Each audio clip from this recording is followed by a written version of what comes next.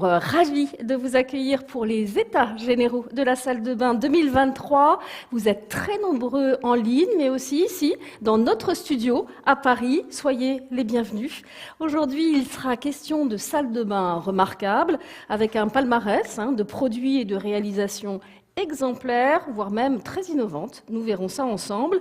Nous évoquerons aussi avec nos invités les performances du marché évidemment économique de la salle de bain en 2022. Est-ce que l'activité est toujours en croissance? Est-ce qu'il y a des segments qui sont en pause, voire en recul? On en parlera. Et je vous propose, pour finir ces états généraux, de discuter avec nos spécialistes d'une offre qui a tout son sens, on le verra, la salle de bain clé en main. Vous le voyez, le programme est dense, mais pour ouvrir ces 7e, et oui déjà 7e états généraux de la salle de bain, je me tourne vers Yves Danielou, président de la FISB, l'Association française des industriels de la salle de bain, également directeur général de Geberit, Hubert Maître, délégué général de la FISB. Yves Danielou, les années passent, on va le voir, et elles ne se ressemblent pas. Surtout, on le verra avec l'étude. Heureusement, ce qui est immuable, ce sont les états généraux de la salle de bain. Et oui, bonjour à toutes et bonjour à tous. Et merci de vous connecter ou merci d'être en présence avec nous pour cette 7e édition des états généraux de la salle de bain. C'est une édition que l'on peut inscrire maintenant, comme chaque année, dans un contexte très particulier, comme vous l'avez dit, Natacha, parce que les années se suivent et franchement se ressemblent de moins en moins. Nous sommes sur un marché 2023 qui est difficile, après un marché 2022 qui lui-même était déjà difficile, après un marché 2021 qui était exceptionnel. Donc les années se suivent et vraiment se ressemblent de moins en moins. Tout de même, une petite note d'espoir dans tout cela, parce que c'est très important de garder les choses positives et de rester optimiste. Ce que l'on peut voir, c'est que la conjoncture actuelle est peut-être moins bonne, mais ce n'est que la conjoncture. Une conjoncture, ça change. Ce qui est important, c'est la structure. Et quand on va dans la structure de notre marché, les Français sont de plus en plus sensibles et s'intéressent de plus en plus à leur salle de bain. Et ça nous ouvre à nous, tous les industriels, tous les distributeurs, tous les installateurs, toute la filière, ça nous ouvre un boulevard magnifique. Donc, comme vous l'avez dit, aujourd'hui, on va parler de tous ces sujets-là. On va commencer par les industriels qui nous ont travaillé sur des programmes de produits remarquables de la salle de bain. Puis on parlera des chiffres de l'étude, comme l'a dit Natacha, et enfin de salle de bain clé en main. Avec une belle table ronde de beaux invités. Absolument, j'espère que vous allez tous passer un bon moment avec nous. J'en suis persuadée. Hubert, les états généraux, c'est aussi une aventure collective avec des partenaires fidèles, voire historiques.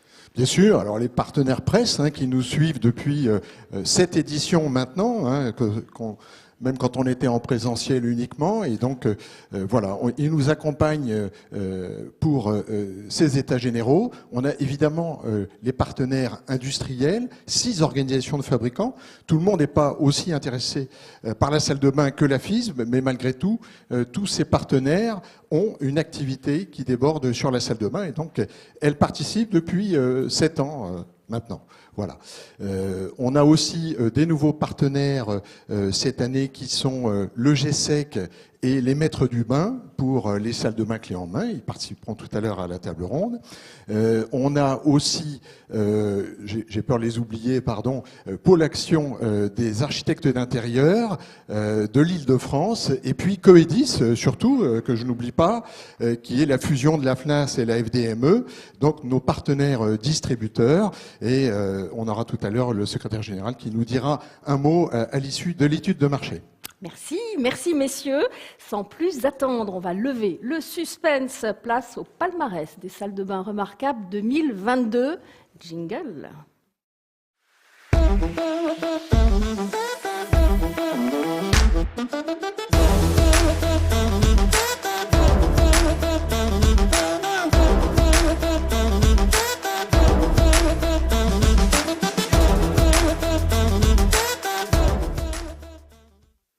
Bonjour Claudine Pénou, vous êtes journaliste et l'heureuse présidente du jury cette année. Comment pourriez-vous qualifier ce cru 2023 ? C'est un cru exceptionnel en fait. Là, les années se suivent en revanche. Ouais. Alors les produits sont différents, mais chaque fois nous avons la joie d'observer, de commenter des produits qui ont tous un intérêt réel, voilà, qui se distinguent à la fois par leur design, leur efficience. Ça peut être des qualités vis-à-vis des économies d'eau, notamment, des économies d'énergie qui sont des réels sujets qui prennent de plus en plus de place. Voilà, ce sont des produits complets et qui donc sont amenés à avoir une réelle réussite sur le marché. Vous disiez, lorsque on avait préparé cette séquence, qu'il y avait beaucoup de justesse dans les propositions. Personne n'était hors sujet, on était vraiment... Exactement, je pense que c'est vraiment une édition de la maturité. On a dit 7 ans, 7 ans c'est l'âge de raison, et là pour le coup je pense que aussi, c'est un cas d'école, mais ça s'applique complètement à cette édition des produits remarquables de la salle de bain. Alors qui composait ce jury ? Alors qui composait ce jury? Donc un panel évidemment pluriel, avec des représentants de la presse variée, c'est-à-dire à la fois de la presse grand public, de la presse spécialisée, dont je suis par exemple. Donc c'est-à-dire que chacun apporte un regard différent, un regard, je veux dire, sensible, avec ses propres connaissances, son observation fine et personnelle de chaque différence. Voilà, donc ça c'est important. Et puis bien sûr des professionnels, donc pas de simples observateurs, parmi lesquels donc voilà un architecte d'intérieur, un designer, voilà, ce sont des personnalités qui ont l'occasion de travailler ou qui ont eu l'occasion de travailler la question de la salle de bain et donc de réaliser des produits, des projets et bien sûr un professionnel voilà, qui représentait je veux dire, la technique et la bonne œuvre. Voilà. Hubert, ça veut dire quoi, une salle de bain remarquable? Sur quels critères le jury... J'étais sûr qu'on allait nous poser la question. Alors, on a dit pendant des années, c'est une offre, voilà, il offre les produits remarquables, offre aux utilisateurs une expérience unique ou différenciante. Ça reste valable. Ça n'est pas un prix du design supplémentaire. Au niveau européen, il y en a des très intéressants. C'est vrai qu'il a une vocation un petit peu plus franco-française. Je voudrais insister sur un point, en fait, c'est qu'il va prendre de plus en plus en compte les critères environnementaux. Il n'y a pas le choix en même temps. Oui, alors les plus sévères diront qu'il était temps. Beaucoup de greenwashing. Non, je crois pas. Je crois qu'on a commencé naturellement par l'eau, par l'énergie primaire. Mais là, on nous questionne sur des critères. Dans les FDES, les fiches de déclaration environnementale et sanitaire, il y a 31 critères. Donc ça va très très loin. Le taux de matière recyclée qui doit dépasser les 50%. Voilà, il y a énormément de choses. La réparabilité, on parle de garantie jusqu'à 50 ans après la fin de fabrication d'un produit. Donc nécessairement, alors ça questionne aussi nos amis les journalistes qui sont, j'ai envie de dire, biberonnés à la nouveauté, toujours nouveau. Eh bien, il va falloir aussi s'habituer aux produits que l'on rénove, voilà, et à qui on donne une vie supplémentaire. On veut voir la liste des critères. Vous avez quelque chose à nous projeter là-dessus ? Les critères ici qui sont... Alors allez-y, faites appuyer. Pardon, voilà. Oui, j'ai voilà. oublié, pardon.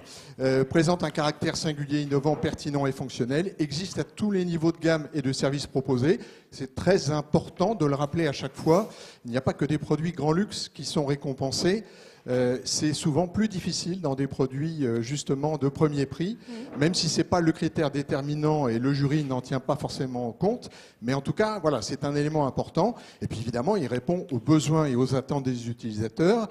C'est la première vocation du design. Au-delà de l'esthétique, c'est d'apporter des services nouveaux ou d'améliorer les services existants.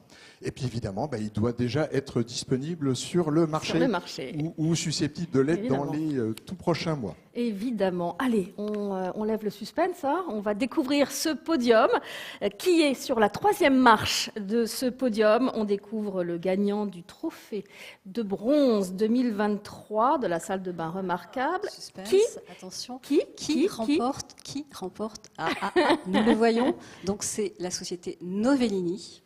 Bravo, voilà, qui est Novellini. appelée aux honneurs avec une paroi de douche pivotante qui porte le nom de code N180, si je n'ai pas dit de bêtises. Qui est le représentant de Monsieur, sous vos applaudissements, comme à disait Jacques. Bravo.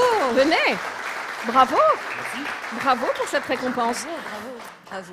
Alors qu'est-ce qui a retenu évidemment, Hubert, pourquoi le jury a récompensé particulièrement ce produit?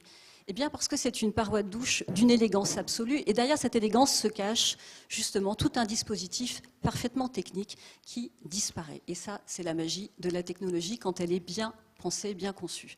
Alors cette paroi de douche pivotante intègre des charnières qui permettent, voilà, de rabattre automatiquement la paroi, l'ouverture et la fermeture, sans heurts, avec un frein, un ralentissement. Tout cela est très élégant. Mais au-delà de l'élégance, voilà, il y a un effort de conception qui est brillant. Donc bravo. Voilà. Bravo à vous. Alors, Hubert, vous avez peut-être un mot à ajouter. Et ensuite, bien sûr, on vous laisse, la parole. L'activité de la paroi douche est une activité difficile. On a rendu les douches immatérielles, transparentes.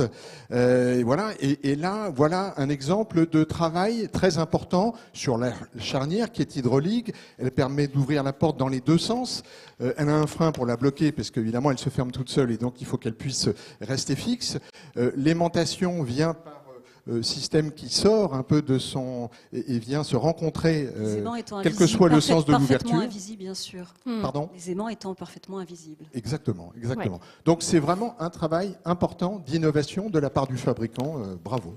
Bravo. Alors, Bravo, Cannes commence ce soir, vous commencez ce matin, vous avez allez, une minute et demie, comme tous les lauréats, qui pour votre mot. Alors, je pense que ça a été bien résumé par Claudine et Hubert.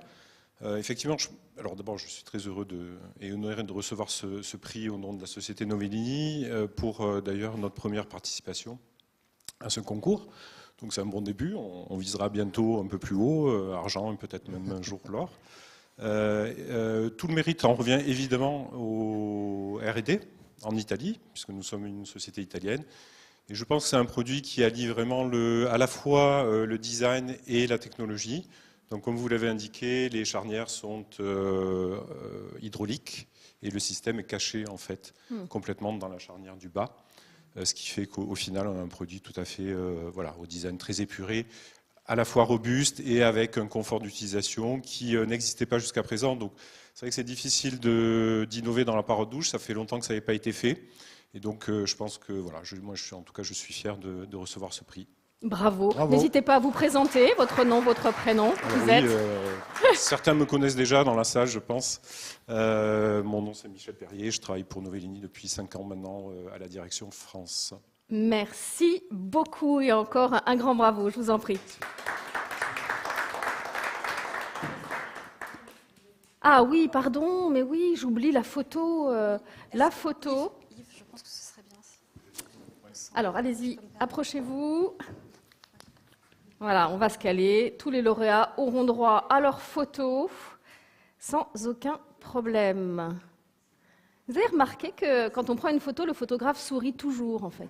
C'est assez étrange. Allez, C'est un appel de... C'est ça, c'est ça. Allez, après le bronze, le trophée d'argent. Alors, sans plus de suspense, voilà, l'argent maintenant.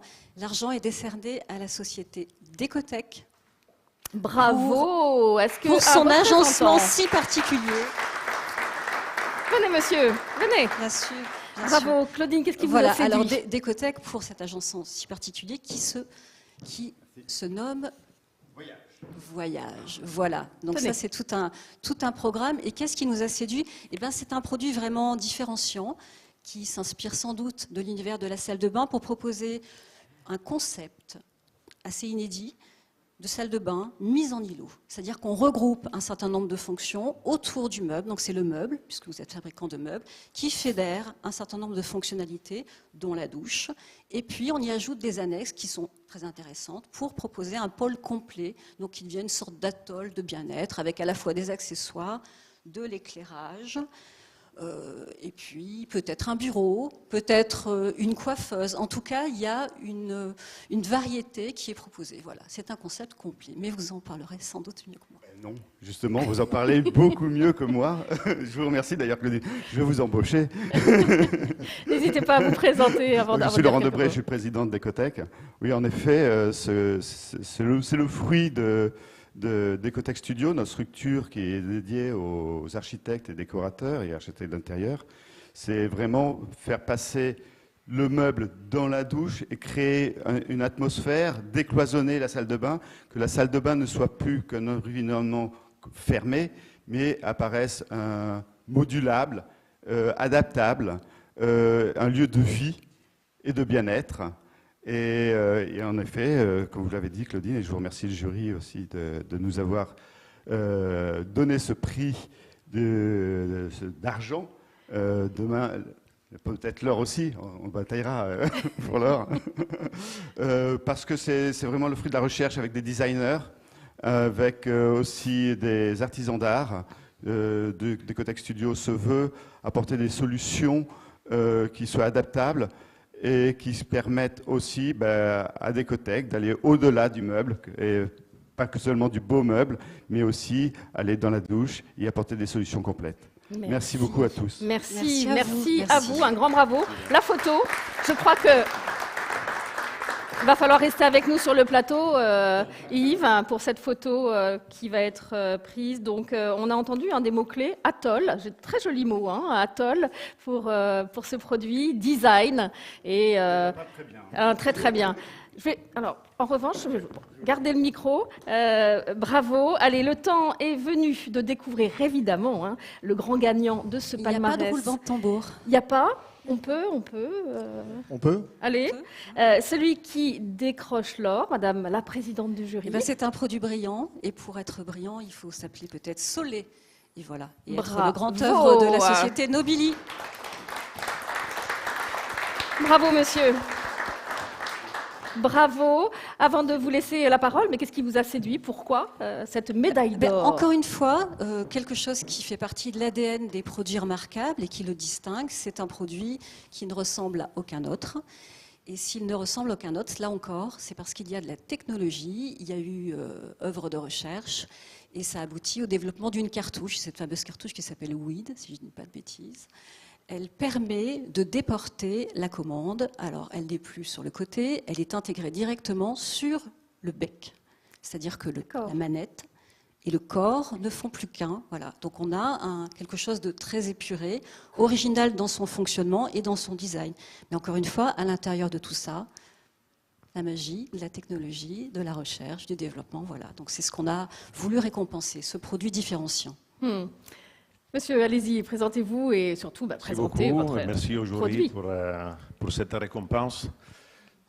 Mon nom est Carlo Dal Negro, je suis responsable export de la société Nobili, une société familiale qui fête l'année prochaine les 70 ans. Donc cette récompense arrive au bon moment parce que c'est un résultat extraordinaire grâce au gros travail de nos équipes recherche et développement. Donc c'est leur travail qui est récompensé. Donc, c'est vrai, la technologie, ça fait partie de notre ADN. Tout le monde nous connaît pour nos brevets, pour nos technologies exclusives qui sont après adaptées au design.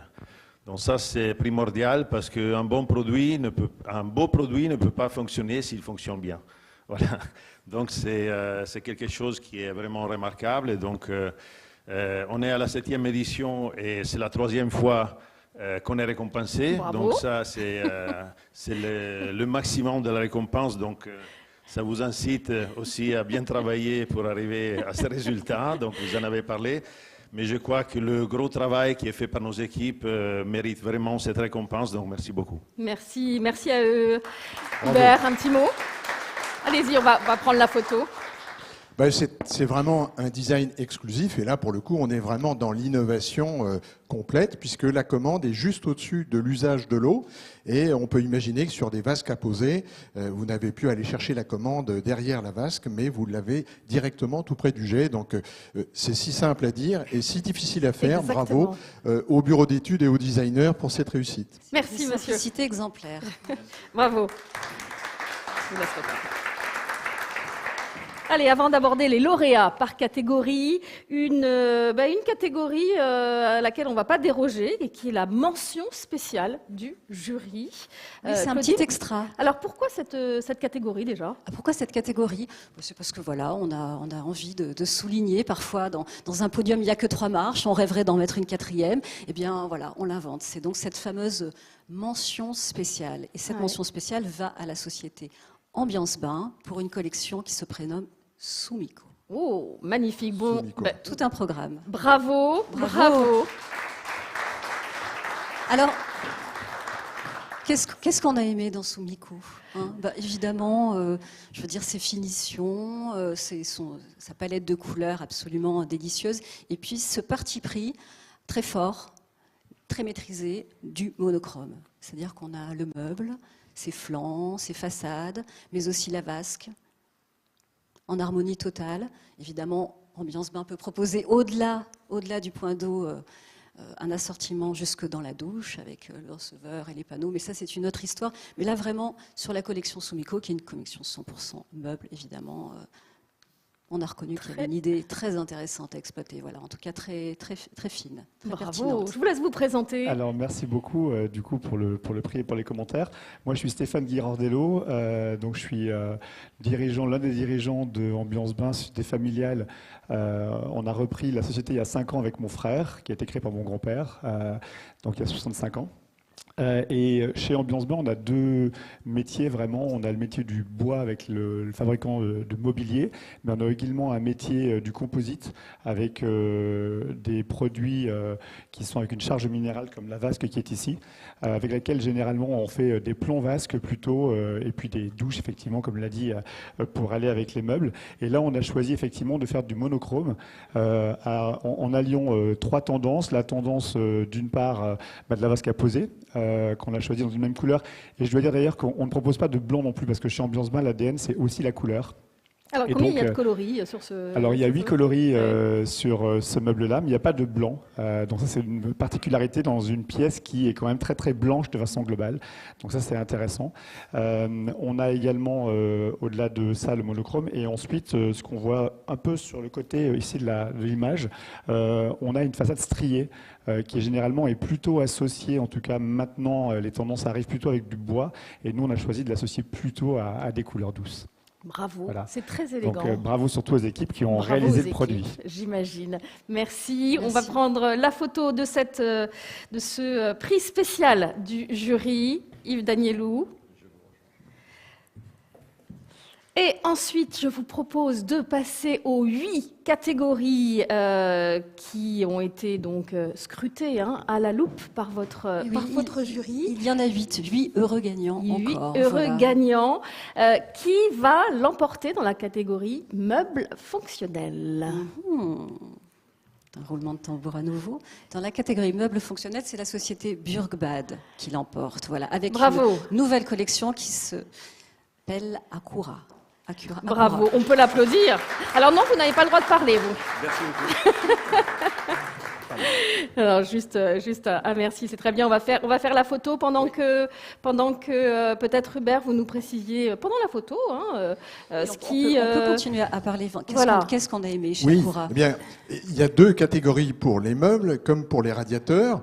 Il y a l'approche plus fonctionnaliste liée au rangement, qui est l'essence même du mobilier, et puis il y a l'approche qu'on a vue tout à l'heure avec Décotec, qui est un peu plus esthétique et qui nous emmène là carrément vers l'architecture d'intérieur plus épurée et où la fonctionnalité de rangement n'est pas la priorité. Là, c'est réalisé avec l'excellence des matériaux, du bois massif, du bois plaqué, du verre strié. Donc on est, c'est vrai à la fois sur un design fonctionnaliste, mais en même temps une qualité d'exécution parfaite et dans le choix des matériaux, avec un plan en céramique satiné, ultra fin. Il me semble-t-il beaucoup d'élasticité dans les propositions, beaucoup de dimensions, voilà, le plan très fin, enfin voilà. Bravo. Une collection modulaire exemplaire. Bravo, merci. Sous vos applaudissements. Allez, on passe maintenant à la catégorie bain, Claudine. Alors, dans la catégorie bain, c'est une baignoire. Là, j'ai bon, effectivement. Et nous appelons la société Aquarine. Venez nous rejoindre, la société Aquarine. Je vous vois arriver, bravo. Tout dernier modèle. Bravo, on va vous remettre. En 2 mots. Et qui est une vraie particularité, c'est une baignoire dont la composition est exemplaire. 76 ou 73% de matière recyclée.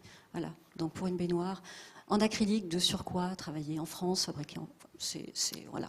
Ah oui, il y avait de quoi, gagner la catégorie. Beaucoup de planètes étaient alignées et nous pouvions passer à côté d'un produit aussi intéressant, d'autant plus qu'il est cœur de marché. Donc voilà, on ne parle pas d'un produit qui monte dans les tours. Il est très raisonnable au niveau de son tarif et sa production a été pensée justement pour être à la fois propre et abordable, ce qui n'est quand même pas de... Oui, ce qui est quand même un point important. Et Made in rapidement. France, voilà, ce qui ne gâche rien. Voilà. Donc bravo. Absolument. Bravo. À la photo, évidemment.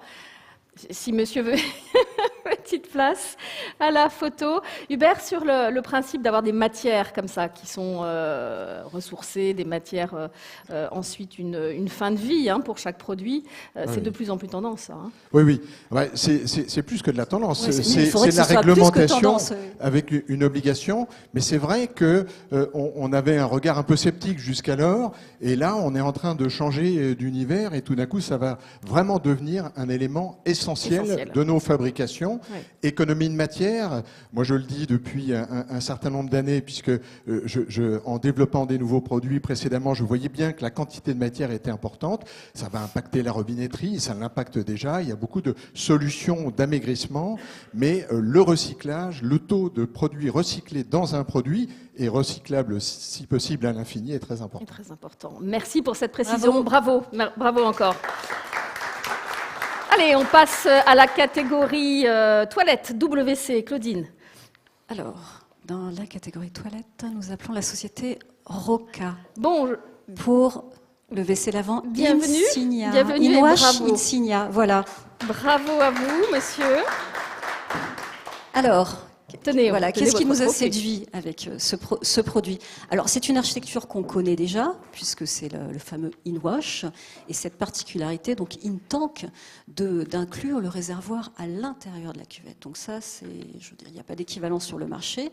Et bien sûr, Roca a proposé donc des fonctionnalités de l'avant qui n'ont de cesse de s'améliorer, d'intégrer des fonctionnalités dernier cri. On ne les citera pas toutes, mais il y a un vrai travail qui a été fait là-dessus. Donc c'est un produit vraiment de dernière génération, très abouti et qui, bien sûr, a toutes les qualités de sa cuvette si particulière, qui est gain de place, avec une facilité de pose.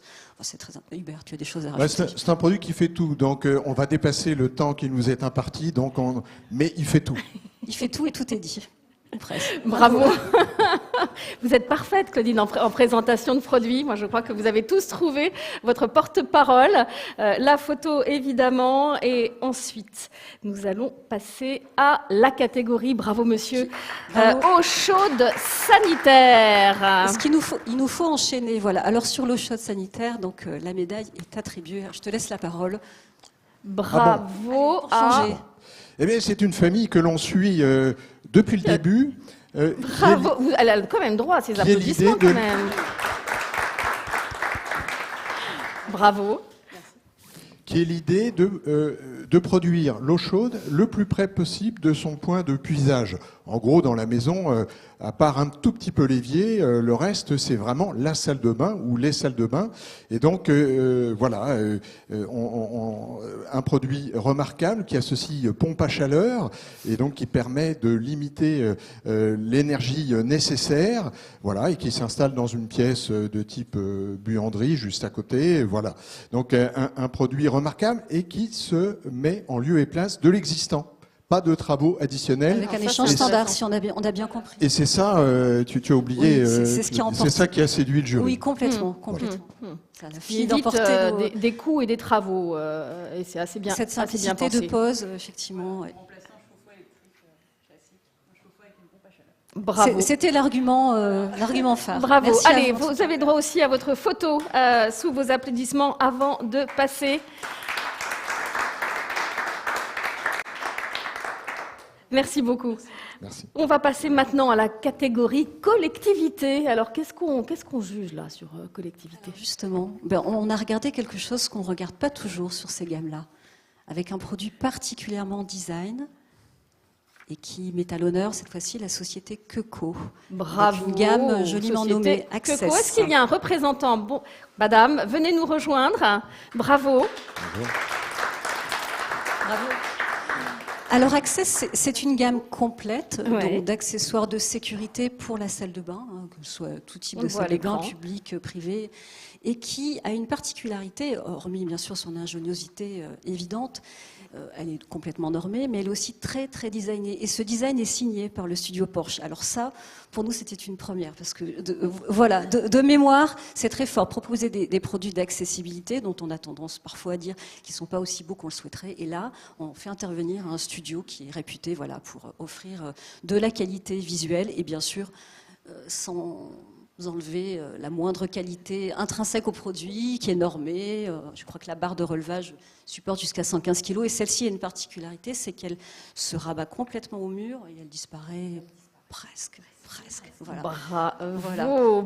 Et ce qui reste à voir est pas désagréable. Donc le beau et l'utile conjugué. Merci. Bravo. La photo, je vous en prie, rapprochez-vous, Hubert. Voilà.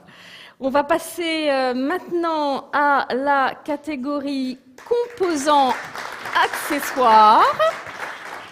Composants accessoires, de quoi s'agit-il? Et surtout, Mystère. Alors là, en fait, on va parler douche. Et douche avec le sujet qui nous occupe et nous préoccupe tous. Un sujet très sensible. Très sensible. Le zéro ressaut. Hubert. Alors, quel est le lauréat cette année? C'est Vedi. Voilà, on le voit à l'écran. Vedi. Pour le kit d'étanchéité. Bravo, monsieur. Venez nous rejoindre. En quelques mots, ce choix. Alors ce choix, Hubert, allez, commente-le. C'est le choix d'une solution, un kit. Donc une solution complète, pratique, j'imagine. Pratique, voilà, ouais. pour poser un receveur fini à encastrer, si je ne dis pas de bêtises. Voilà, et une solution donc qui concerne tous les fabricants. Oui, alors c'est pour accompagner le déploiement des receveurs finis intégrés dans le sol, puisque le législateur demande 0 ressaut. 0, c'est 0 mm. Donc je vous laisse deviner dans le bâtiment 0 mm.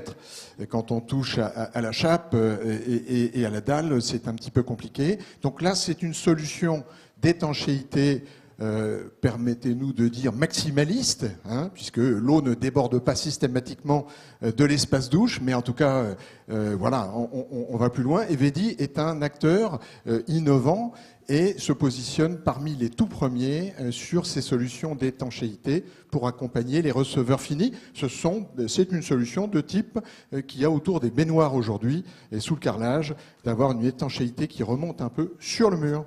Merci Hubert. La photo avec ce trophée avant de passer, je crois, à la catégorie gamme complète. Bravo en tout cas à vous et à vos équipes. Alors, gamme complète. Gamme complète. Qui appelons-nous? Ah, mais ça s'affiche derrière nous. Donc le suspense n'est plus. Alors, Laufen pour Il Bagno Alessi. Bravo, venez. Votre trophée, quelques mots. Et là, c'est une collection qui dure dans le temps, qui s'est inscrite dans le paysage. Elle a 20 ans, elle a eu 20 ans, donc elle va sur ses 21 printemps, et elle est toujours aussi intéressante. Alors, on la reconnaît entre mille avec son design, je veux dire, organique, ses rondeurs, et elle a été retravaillée récemment, et c'est ce qui lui vaut ce prix, pour intégrer une technologie de céramique fine, la saphir céramique, voilà, qui est un matériau propre à Laufen, voilà. Et donc elle intègre maintenant aussi de nouvelles finitions, du noir, de la matité. Enfin, bon voilà, elle a muté, elle s'est actualisée, mais sans renier ce qu'elle était, et ce qui fait qu'elle séduit toujours encore. Et rendez-vous dans 10 ans. Oui, bravo. Allez-y pour la photo. C'est toujours intéressant de vieillir en restant beau. C'est une recherche immuable. Bravo en tout cas à vous. Allez, bravo. On va terminer par l'avant-dernière catégorie radiateur design. Madame la Présidente. Le radiateur design. Alors, on attend l'affichage. Allez, je te laisse la parole. Vas-y. Le grand gagnant. Alors, Natura Hug de la société Intuis, ex-Campa, pour ceux qui connaissent. Venez, bravo. Bravo.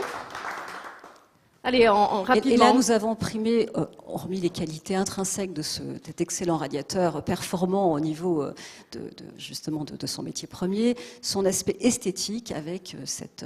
Il est incroyable. Voilà, cette pierre de lave qui est un matériau vraiment brut de sciage. Brut de sciage, voilà, qui montre toutes ses aspérités et qui apporte une personnalité dingue à un produit qu'on pourrait ne pas vouloir voir, alors que bon, voilà, là il est là, il remplit une fonction et en même temps il anime l'espace avec ses qualités esthétiques.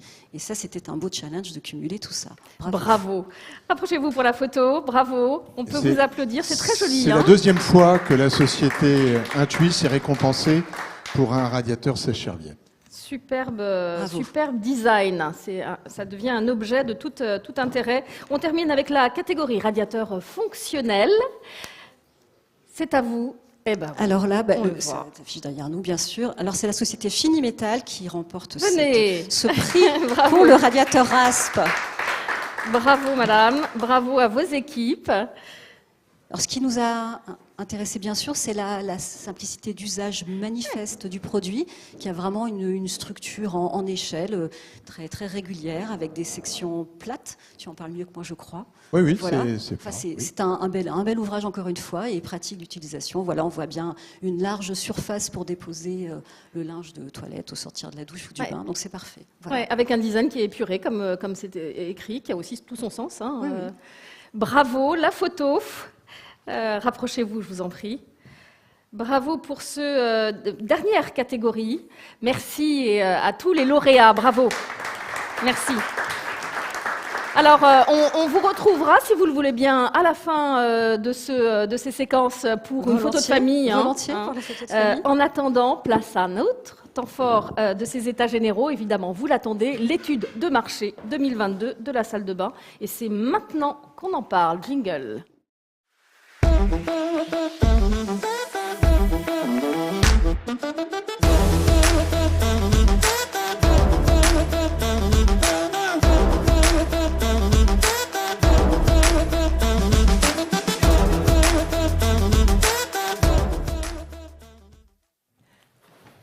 Pour décrypter l'état, on va dire, économique de la salle de bain en 2022, nous accueillons Juliette Lozac. Bonjour Juliette. Bonjour. Vous êtes chargée d'études au cabinet ADD Power qui réalise cette année encore cet important travail d'analyse. Une analyse qui est intéressante parce qu'elle a une antériorité et on voit d'ailleurs toute l'évolution que vous pourrez commenter tout à l'heure. On en reparle avec vous. Également sur le plateau, pour commenter le segment céramique et meubles, Valérie Weiss. Bonjour Valérie, vous êtes directrice générale de Villeroy et Boch. Nicolas Legros, bonjour, vous êtes directeur marque de Kinedo et vous présidez la commission études de marché à la FISB. Vous nous éclairez sur les performances des segments receveurs, baignoires, balnéo, cabines, parois et bains. Ça fait beaucoup de choses, on en parlera. Bonjour Samia Haroun, vous êtes responsable marketing produit chez Hans Grohe. Et avec vous, on parlera de robinetterie. Juliette, tout de suite, 2021, on peut s'en souvenir, a été une année exceptionnelle. Oui. Une année exceptionnelle avec un résultat de près de 2 milliards d'euros et une croissance de 15%. Alors, est-ce que cette bonne santé perdure malgré tout ce qu'on connaît comme événements géopolitiques, économiques ? On va dire oui et non, puisqu'on a quand même une croissance du marché en valeur en 2022 qui lui permet justement de dépasser ce seuil des 2 milliards d'euros. Donc quand même un chiffre important aujourd'hui. On va regarder, avant d'aborder un peu dans le détail la performance, on va déjà situer un petit peu en quoi consiste cette étude, qu'est-ce qu'on audite, quel est notre périmètre produit. Donc, qu'est-ce que ça comporte? Ça comporte les produits de salle de bain, je dirais d'installation. Donc là, on va exclure les petits produits de type accessoire.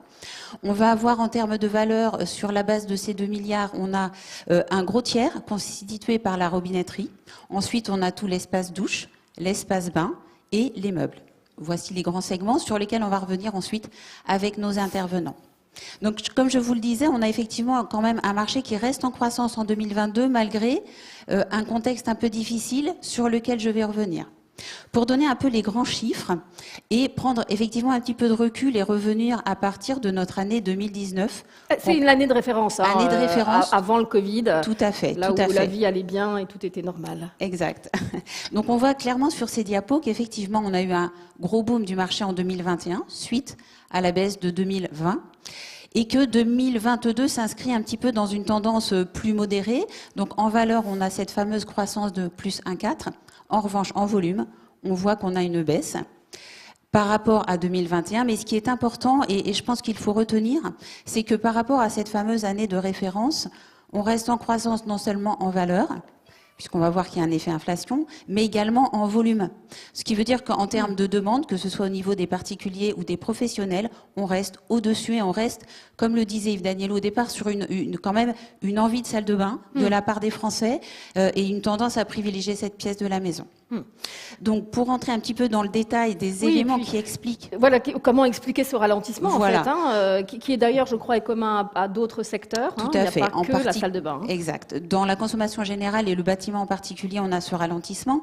Alors, ce qui est particulier à tous les secteurs du bâtiment, c'est le fait que, évidemment, l'immobilier soit le levier fort de nos marchés.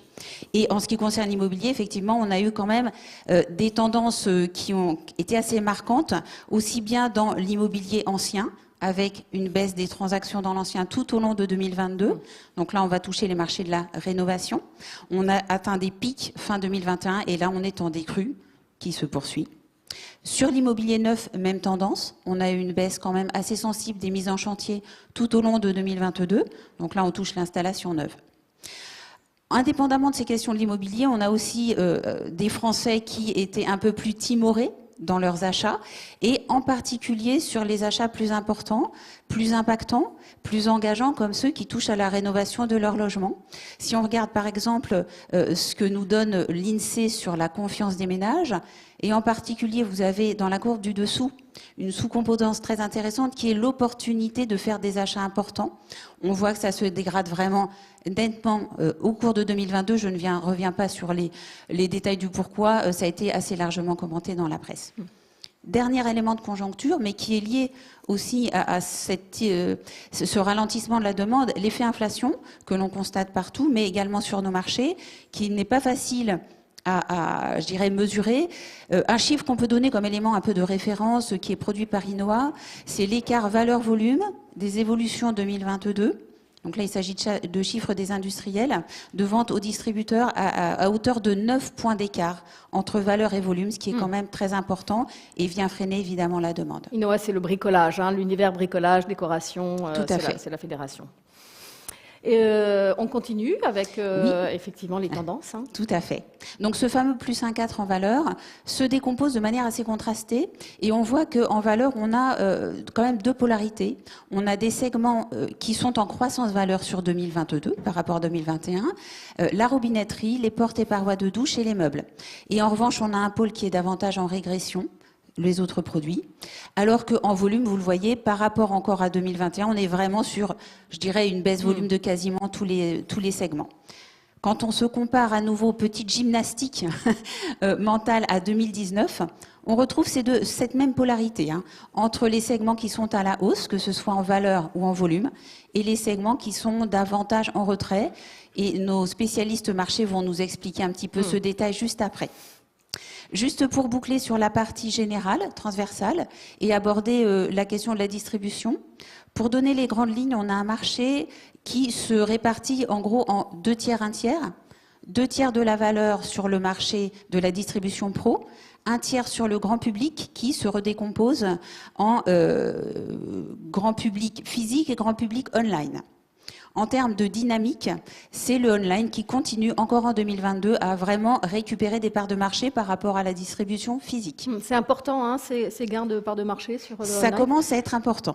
Ça commence à être important. Ça commence à être important, en particulier sur certains segments.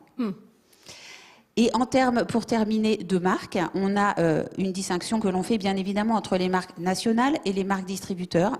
Et la tendance qu'on observe depuis effectivement 4 ans, c'est quand même une croissance effectivement des marques distributeurs, que ce soit dans l'univers pro ou dans l'univers grand public.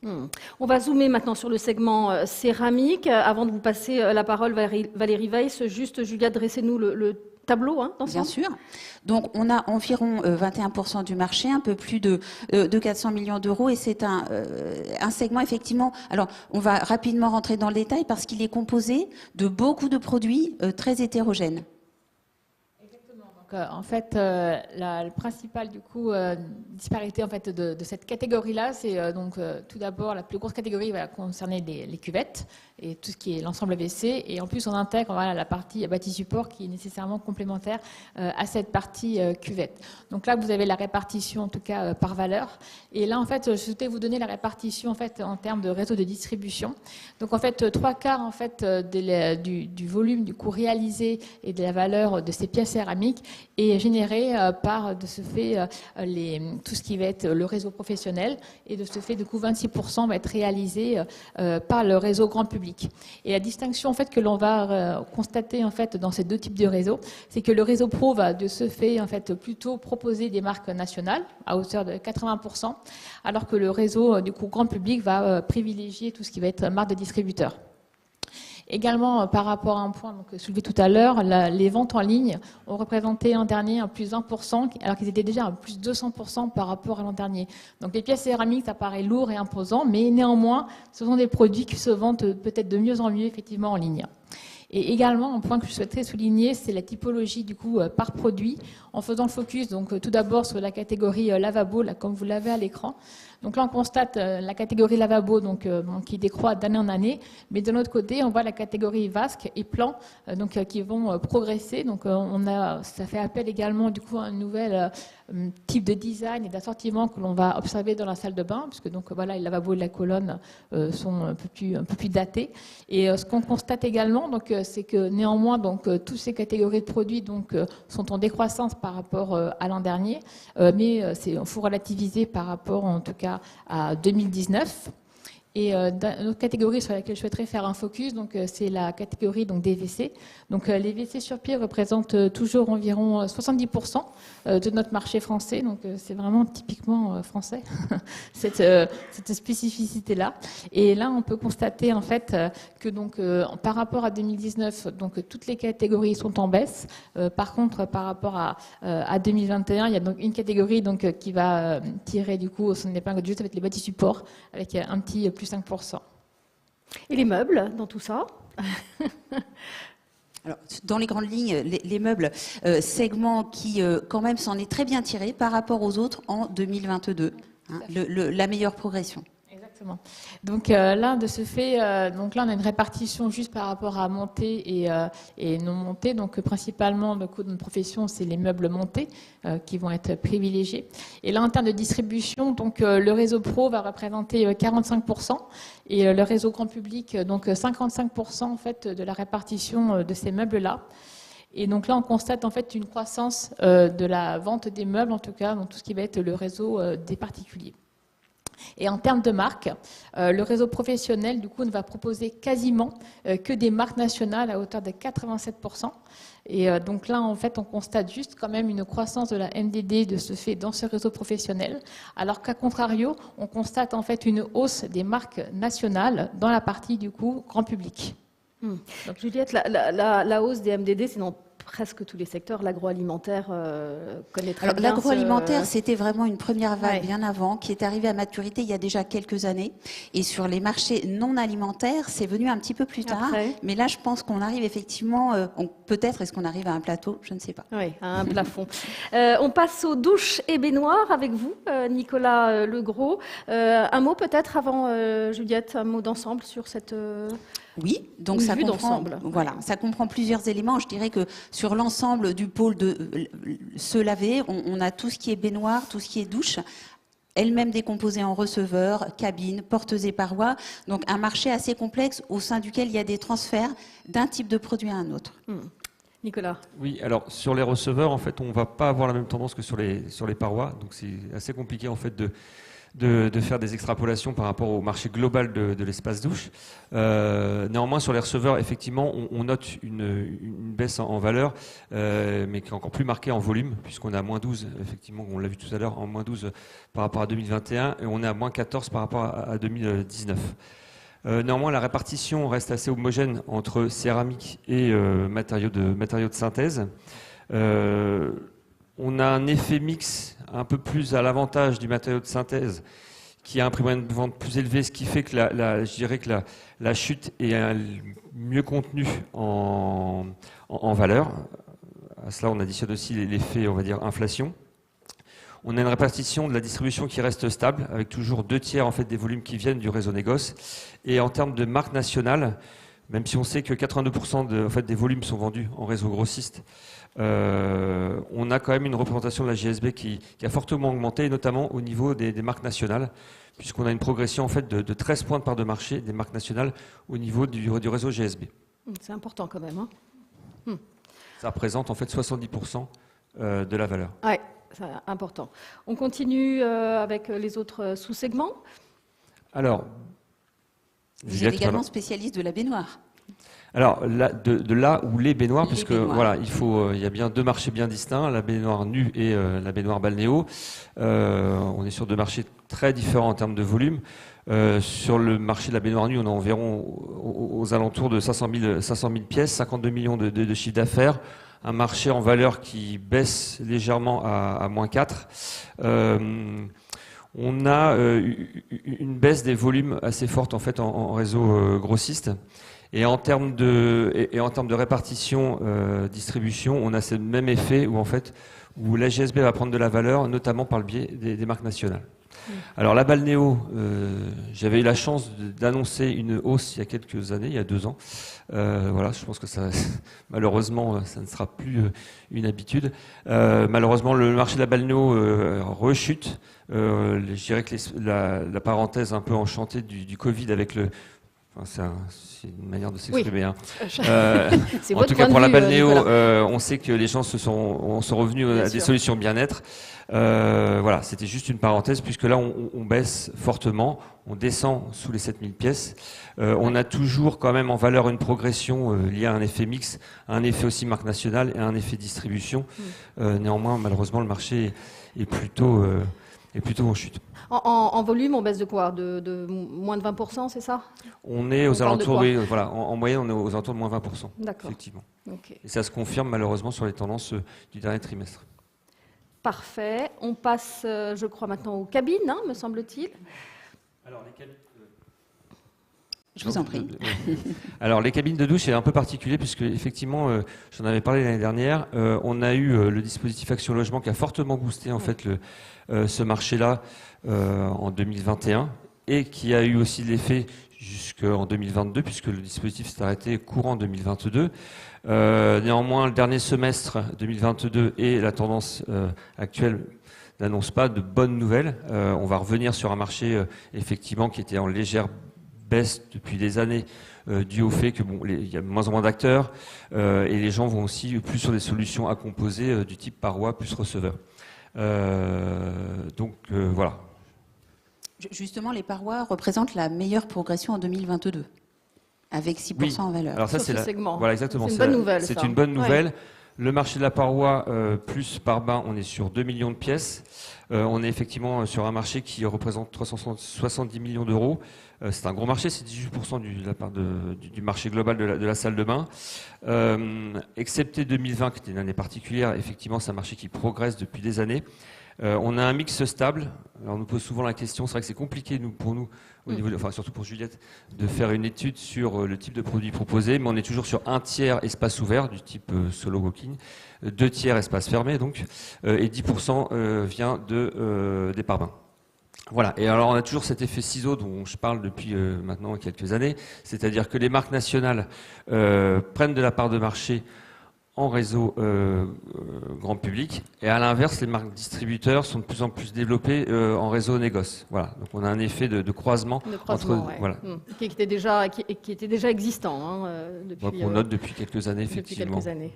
Merci beaucoup, Nicolas Legros. Samia Haroun, donc pour la robinetterie, je rappelle que vous êtes responsable marketing produit chez Hansgrohe.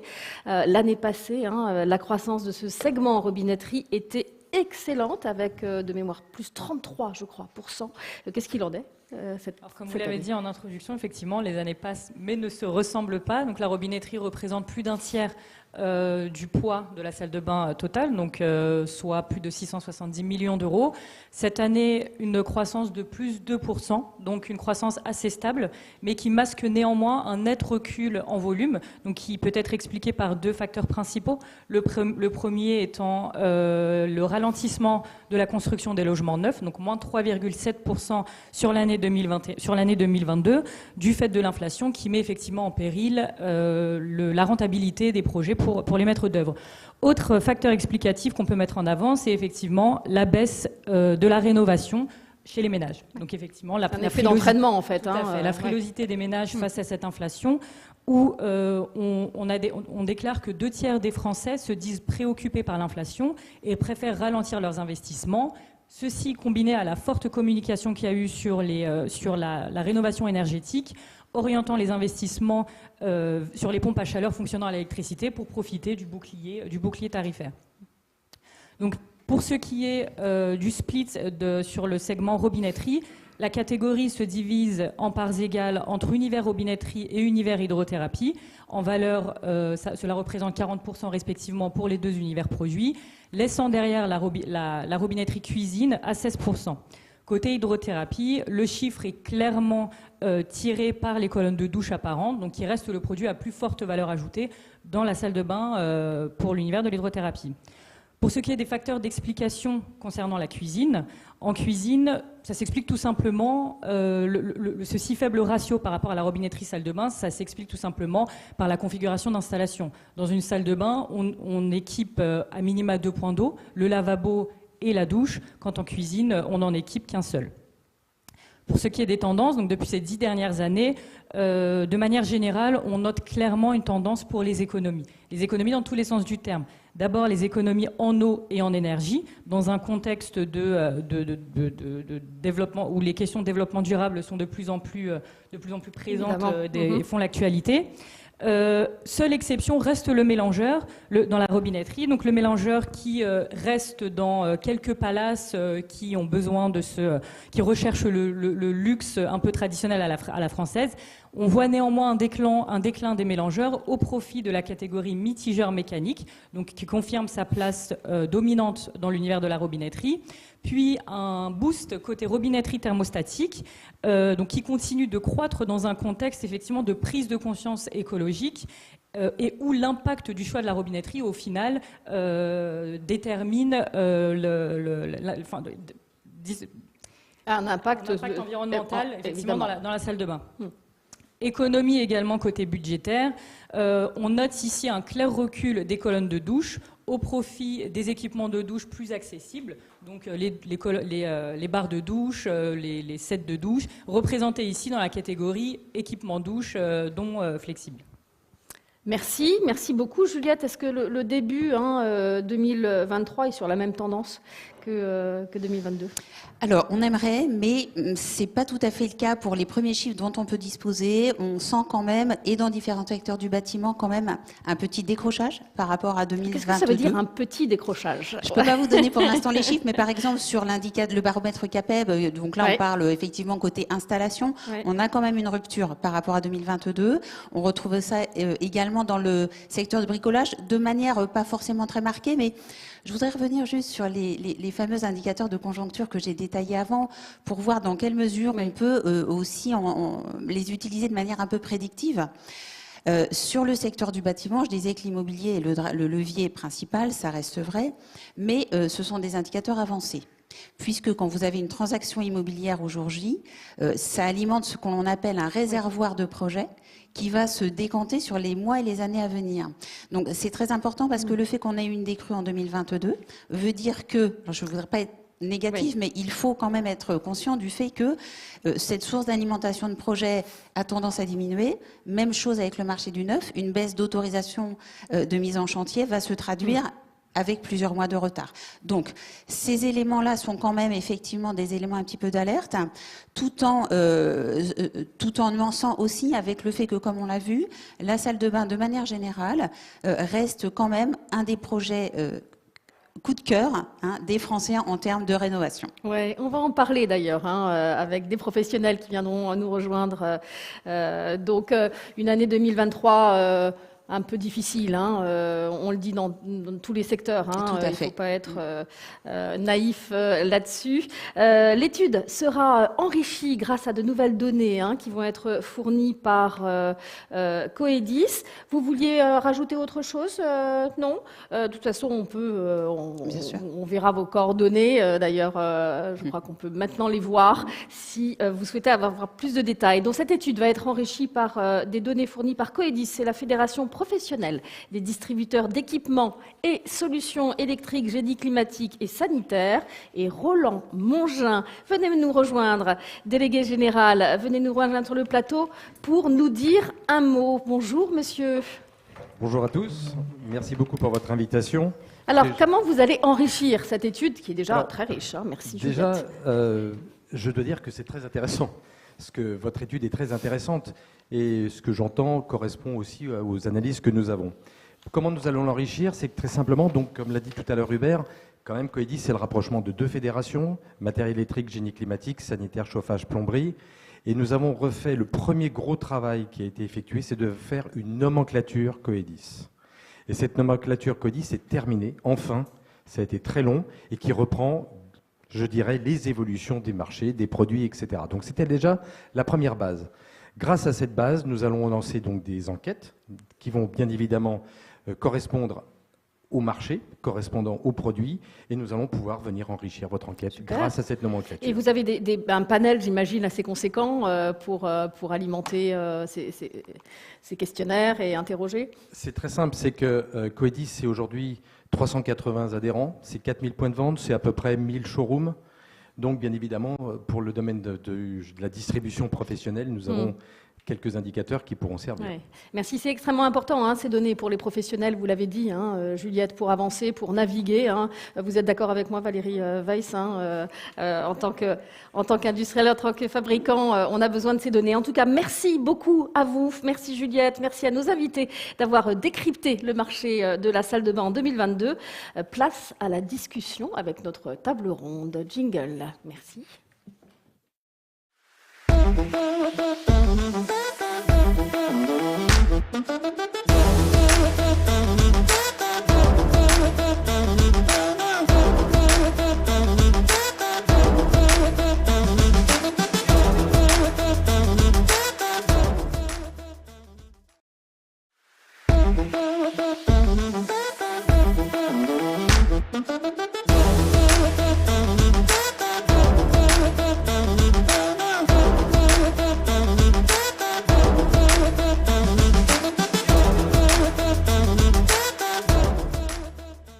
Bienvenue si vous nous rejoignez pour le dernier acte des États généraux de la salle de bain 2022.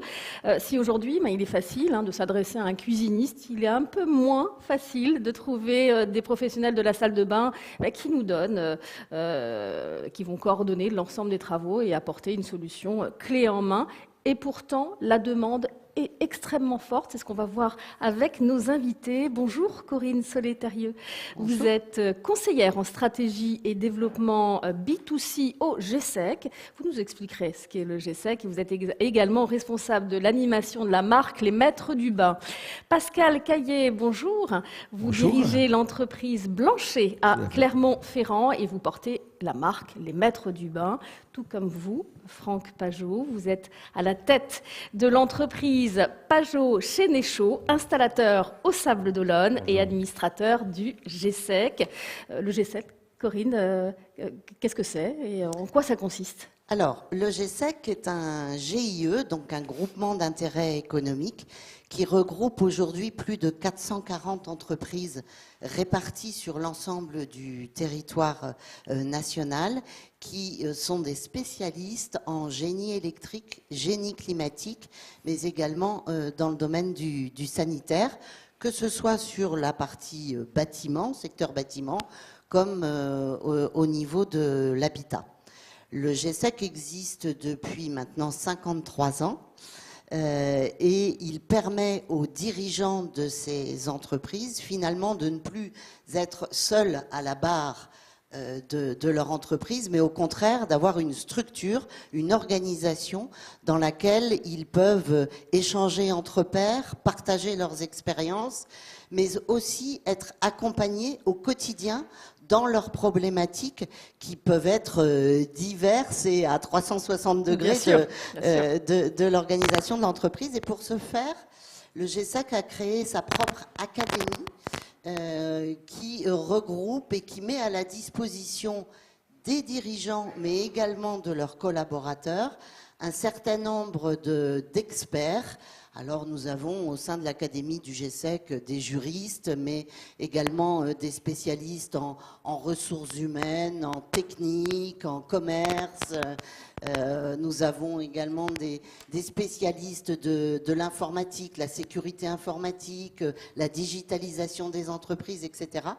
Et donc, en fait, c'est pour les adhérents la possibilité pour eux de bénéficier de tous les services supports d'une grande entreprise, mais évidemment en mutualisant les coûts de façon considérable. Parce que ce n'est pas des grands groupes que vous avez. Ce sont, on va changer le micro parce qu'il y a un bruit un peu... voilà, c'était peut-être celui-là. Ce ne sont pas des grandes entreprises. C'est quoi le profil des entreprises du GSEC? Alors, ce sont toutes des entreprises indépendantes, familiales ou patrimoniales. Elles n'ont pas toutes la même taille, mais l'effectif moyen au sein du GSEC est de 38 collaborateurs. Il s'agit donc d'entreprises plutôt staffées et structurées. Oui. Alors, elles n'œuvrent pas toutes non plus sur les mêmes marchés. Donc, certaines sont positionnées sur le marché de l'habitat, le marché du client particulier. D'autres sont positionnées plus sur le tertiaire, l'industrie, en neuf ou en rénovation. Et elles assurent généralement la maintenance également de leurs installations. Comment elles vont, ces entreprises? Comment elles se portent?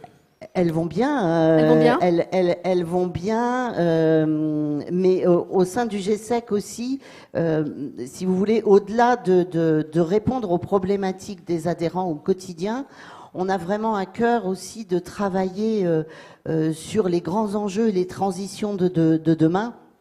Et pour ce faire, on réfléchit et on crée des outils d'accompagnement pour que nos dirigeants puissent finalement aborder l'avenir avec des contractions et voire même avec sérénité. Donc on l'espère. Ouais, et il y a de sacrés challenges. Il y a beaucoup de challenges à venir. Pascal, Franck, vous portez tous les deux la marque nationale Les Maîtres du Bain, créée par le GSEC, dont vient de parler Corinne.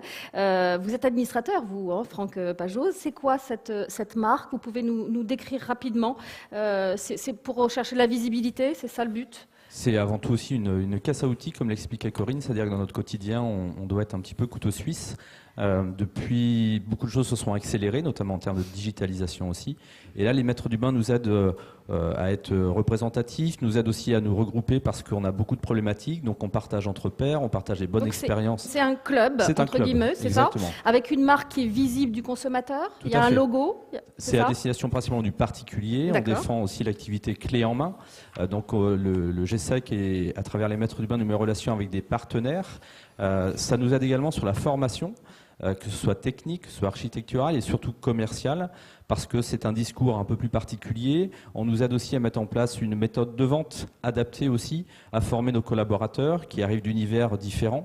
Bref, c'est notre caisse à outils. Voilà, on équipe nos ouvriers sur le terrain. Nous, en tant que dirigeants, on a besoin aussi d'être équipés, d'être outillés à tout ça. Et le GSEC, à travers les Maîtres du Bain, nous aide à être mieux outillés pour attaquer ce marché.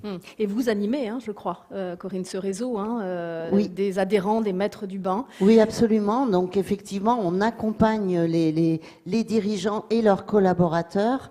On travaille sur la montée en compétences des équipes pour porter une offre de salle de bain clé en main. C'est l'enjeu aujourd'hui, la formation, pour pouvoir porter cette... Alors, je pense qu'il y a des enjeux de deux niveaux. Il y a l'enjeu, effectivement, de monter en compétences, tant sur le plan commercial qu'au niveau technique, mais il y a également un deuxième enjeu qui est finalement de porter la visibilité de la marque et de communiquer auprès du client final, auprès du client particulier. Et donc pour ce faire, on met aussi à la disposition de nos adhérents un site internet grand public qui est donc à destination du client final. Son adresse, c'est lesmaîtresdubain. Lesmaîtresdubain.com, on ne peut pas faire plus simple. Très simple. Très simple pour se retrouver. Comment, Franck, Pascal, vous êtes venus, vous, à la solution des salles de bain clés en main? En fait, nous, on a racheté l'entreprise en 2016 sur Clermont-Ferrand, donc une vieille entreprise, l'entreprise Blanchet qui date de 1969. L'entreprise ne travaillait pas avec les particuliers et à l'époque, on a lancé un service pour particuliers et au départ qui était essentiellement sur la thermie, chauffage et climatisation. Et rapidement, on s'est aperçu qu'il y avait un besoin en salle de bain clé en main. Ça, c'est vraiment la demande. Elle est là. Et là, une rencontre avec le GSEC il y avait un groupe de travail qui s'était constitué et on est allé les rencontrer. On était déjà membre du GESEC, mais on ne faisait pas partie des maîtres du bain. Et en 2017, on a commencé le parcours d'intégration, comme l'a expliqué Franck, avec une formation dédiée, aller chez un de nos confrères pour voir comment ils pratiquaient, comment ils travaillaient, faire un audit de nos salles de bain et les donner à nos pairs aussi. Donc, suite à ça, en 2018, donc, on a obtenu la marque. Donc, l'entreprise aujourd'hui, c'est une niche, parce qu'on est une quarantaine de personnes. On a 3 personnes qui travaillent sur la salle de bain. Par contre, nous, on a fait le choix d'utiliser des sous-traitants. Donc aujourd'hui, on a environ 6 ou 7 sous-traitants, les plaquistes, les carreleurs, les menuisiers, les électriciens, le peintre, donc des métiers variés. Et le développement de l'activité, pour nous, ça a été notre site internet, le site internet des maîtres du bain au niveau national, des salons de l'habitat, du bouche à oreille, et puis un partenaire grossiste aussi qui nous a beaucoup aidé parce que lui nous a renvoyé pas mal de... En réseau, voilà, qui vous envoie des clients, c'est bien ça. Franck, comment vous êtes arrivé sur cette solution clé en main? Alors, l'entreprise Pajot Chenet-Chaud existe depuis 1972 au Sable d'Olonne. Moi, je représente la 3e génération. On est actuellement 33 personnes. On réalise un chiffre d'affaires d'environ 4,3 millions d'euros. La particularité, c'est qu'avec plus de 30 personnes, on sert plus de 3500 clients et on intervient chez plus de 3500 clients chaque année. Donc, on gère beaucoup d'interventions. Vous déplacez à chaque fois? On se déplace à chaque fois. Ouais. Donc, on a la culture du service. On a aussi une certaine culture de l'organisation et un peu de la logistique parfois. On a une activité salle de bain clé en main qui pèse entre 15 et 20% de notre activité globale en fonction des années. C'est pas mal ça, hein? C'est plutôt pas mal. C'est une activité finalement, vous parliez de business model, finalement c'est une activité où on est en recherche de temps. Donc en fait, toute la stratégie va être basée sur le temps que l'on va pouvoir trouver. Parce qu'on a des clients particuliers qui arrivent quand c'est pas prévu, qui appellent quand c'est pas prévu forcément, qui ont un projet beaucoup plus rapide que ce qu'on imagine.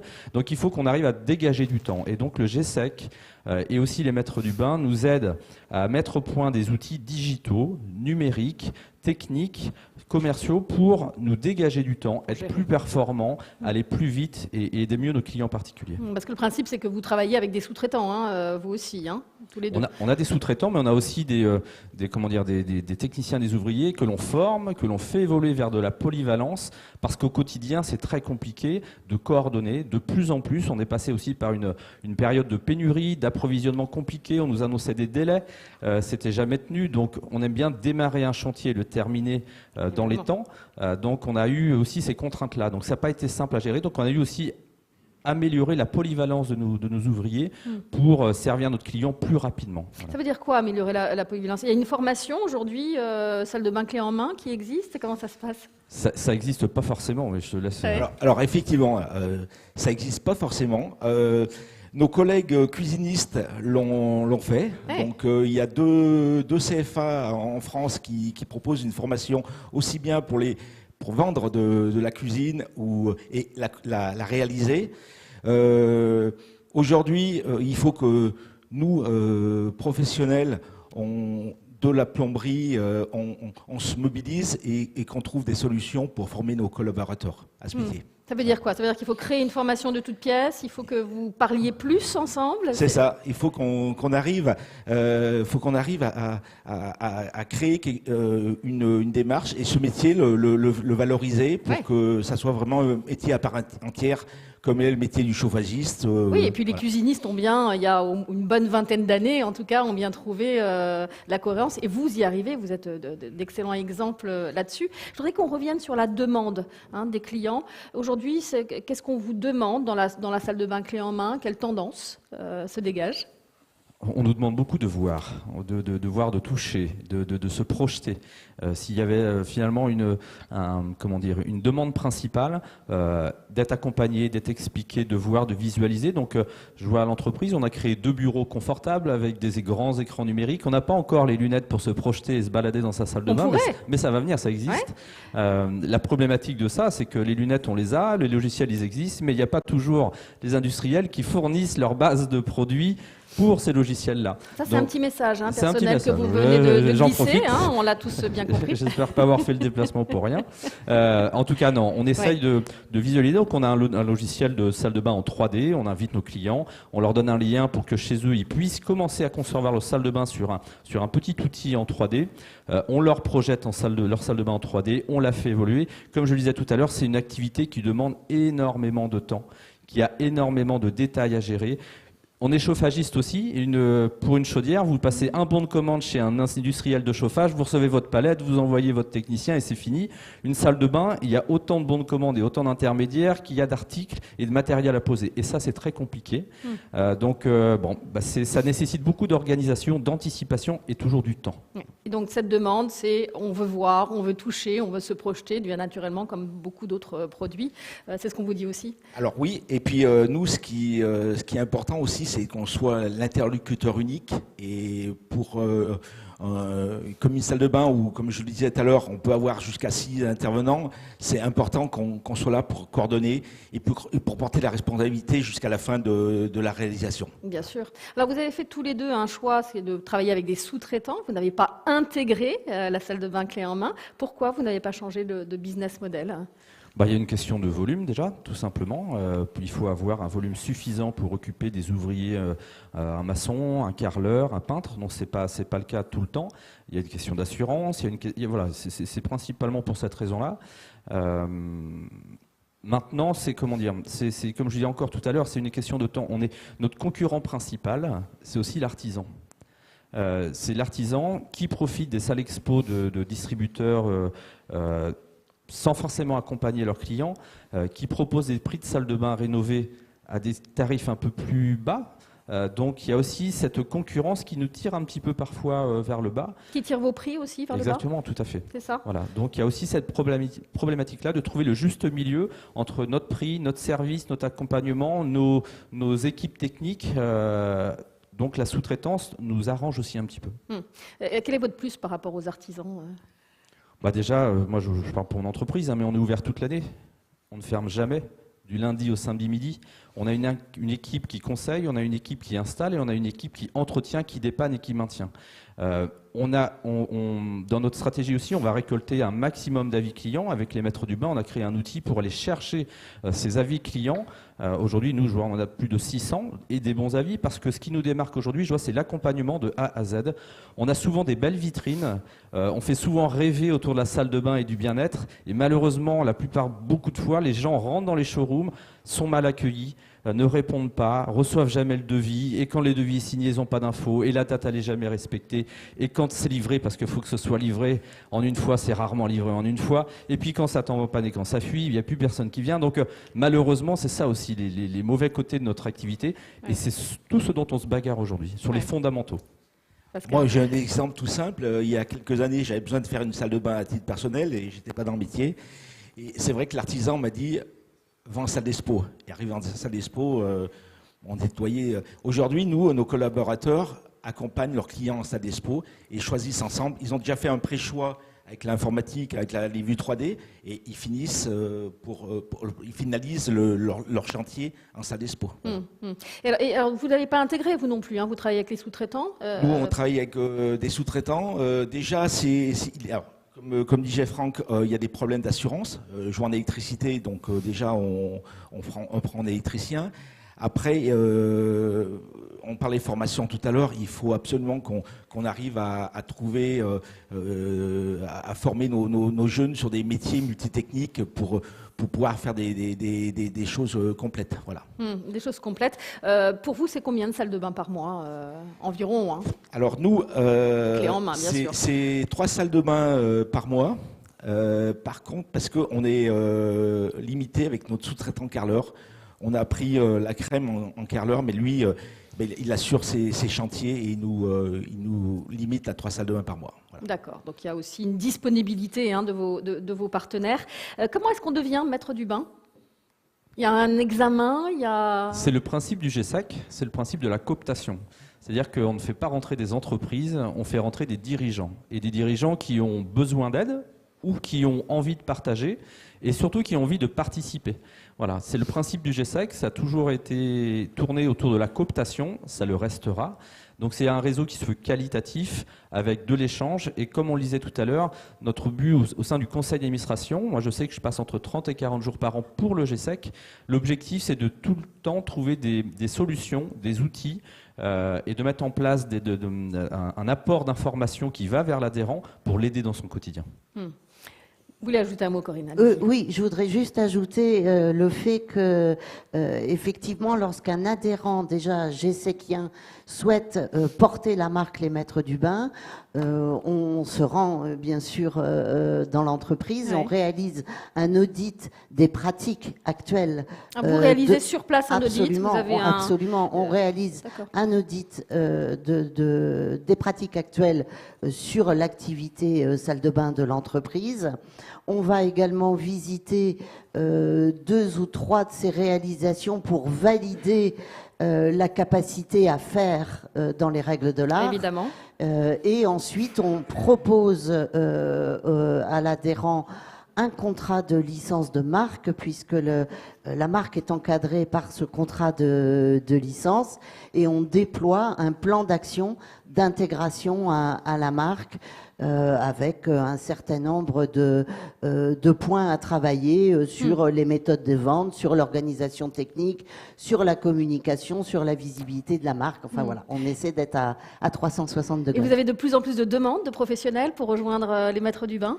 Oui, on a de la demande. Aujourd'hui, on a un réseau qui est composé de 44 adhérents porteurs de la marque, et certains qui frappent encore à la porte. Encore à la porte, évidemment. On a parlé de cette demande.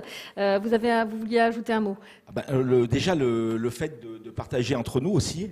Corinne aussi anime tous les mois une matinale du bain avec les collaborateurs. On se voit 2 fois par an, donc c'est important parce qu'on partage les mêmes problématiques. Donc ça nous permet, nous, chefs d'entreprise et nos collaborateurs, d'échanger avec eux. Donc c'est très, très intéressant dans cette démarche-là. Voilà. Super, on sent ce besoin d'avancer ensemble. Merci pour cette dernière partie de nos échanges. Je vous demande d'accueillir Yves Danielou, président de la FISB, et Christophe Laverne, rédacteur en chef du magazine L'Installateur. Messieurs, soyez les bienvenus. On peut les applaudir aussi. Installez-vous. Christophe Lavergne, voilà l'installateur des derniers numéros. J'imagine que vous connaissez cette revue. En tout cas, ça fait de vous, Christophe Lavergne, un observateur de ce marché que vous suivez depuis 25 ans. Quel regard vous portez sur l'évolution du métier de béniste? Je constate, et c'est une bonne nouvelle, le métier a tendance à se professionnaliser, très nettement. Au journal L'Installateur, effectivement, on organise depuis une vingtaine d'années un concours, les trophées de l'installateur, qui valorise et récompense le savoir-faire et les compétences des professionnels, des professionnels du chauffage et du sanitaire.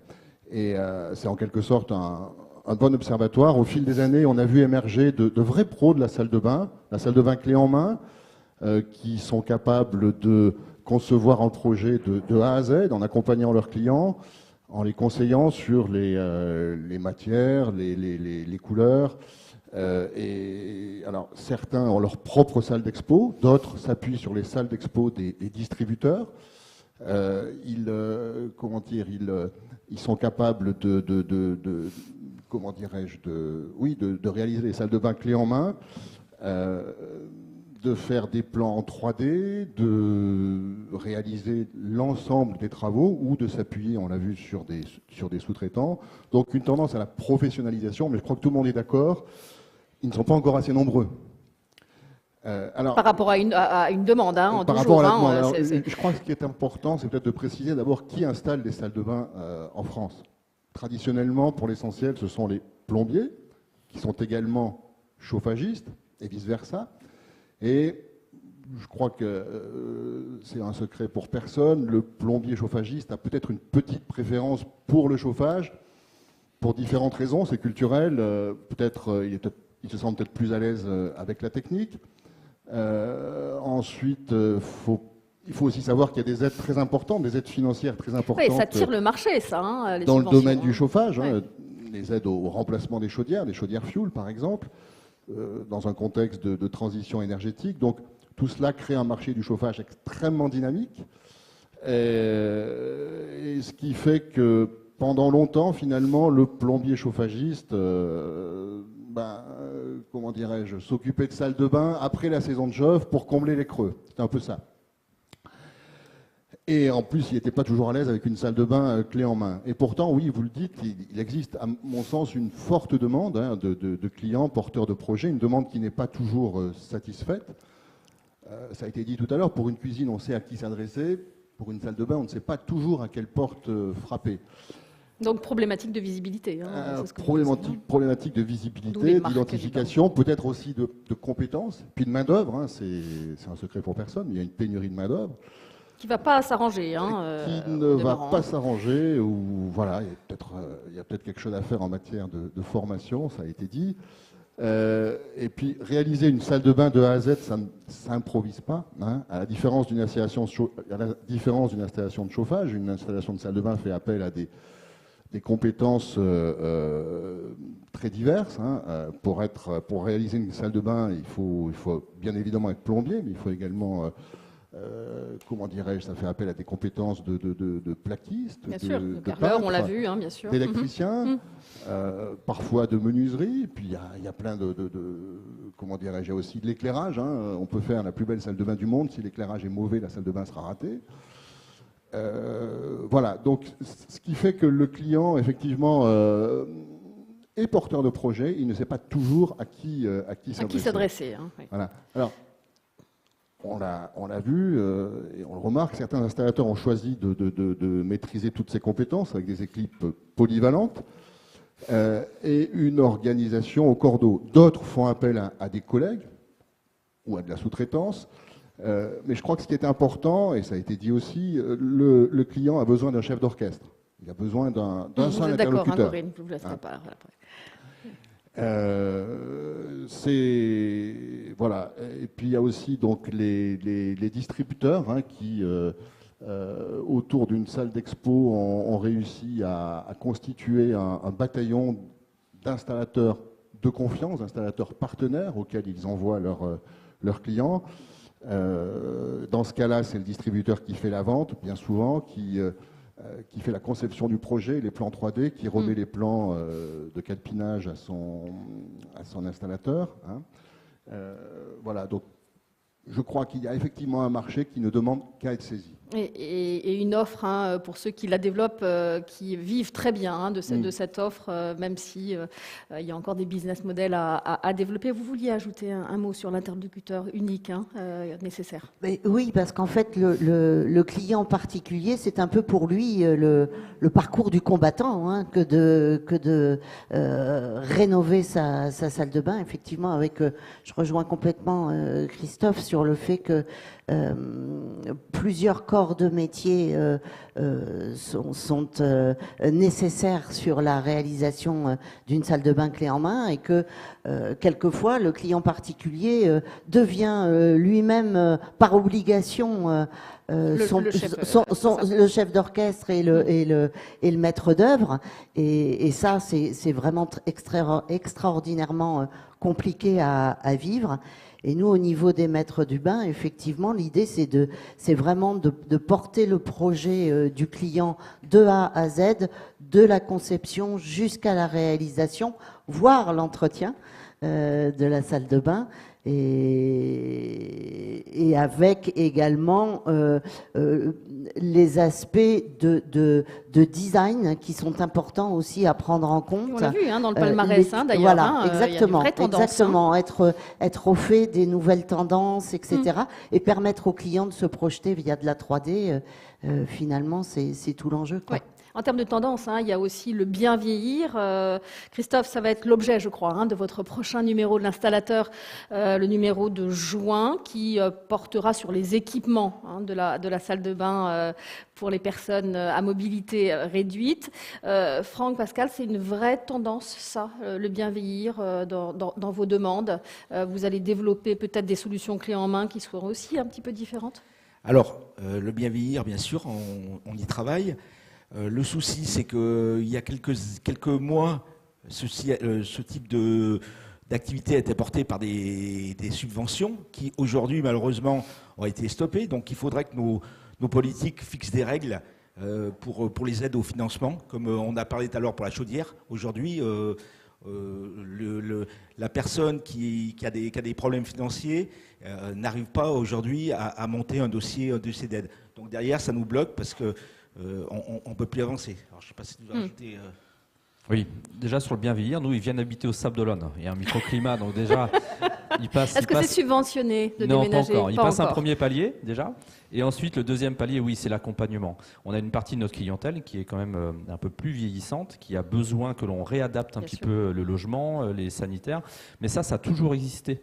C'est-à-dire qu'aujourd'hui, on les appelle d'une certaine façon, mais depuis toujours, on a eu cette clientèle-là. Elle existe depuis des années. Parfois, on a l'impression de découvrir cette clientèle. Mais non, ça fait des années que des gens vieillissent, ont besoin d'adapter leur logement. C'est juste qu'on les a mis aujourd'hui dans une catégorie, entre guillemets. Donc, ça fait des années qu'on les accompagne. C'est pas nouveau. Oui, à la différence qu'on vit beaucoup plus longtemps chez soi, ce qui n'était pas le cas avant, où on était plutôt dans des institutions où là, c'était la collectivité ou le privé qui adaptait. Ils sont un peu plus connectés, ils sont un peu plus digitalisés, mais l'accessibilité de leur salle de bain s'est accélérée et s'est accentuée. Donc on accompagne ça, et effectivement, comme le disait Pascal, on a des aides, parfois on n'en a plus, mais ça, moi, je ne travaille pas depuis très longtemps. Ça fait que depuis 2004 que je suis arrivé dans l'entreprise, on a eu des aides avec des crédits d'impôt, avec des aides, avec des subventions, puis ça disparaît, puis ça revient sur le photovoltaïque, sur le solaire, sur les pompes à chaleur, sur les chaudières. Donc quand vous dites tout à l'heure, vous n'avez pas de sous-traitants, c'est-à-dire qu'il faut aussi qu'on ait des structures familiales, souples, qui puissent s'adapter d'une année à une autre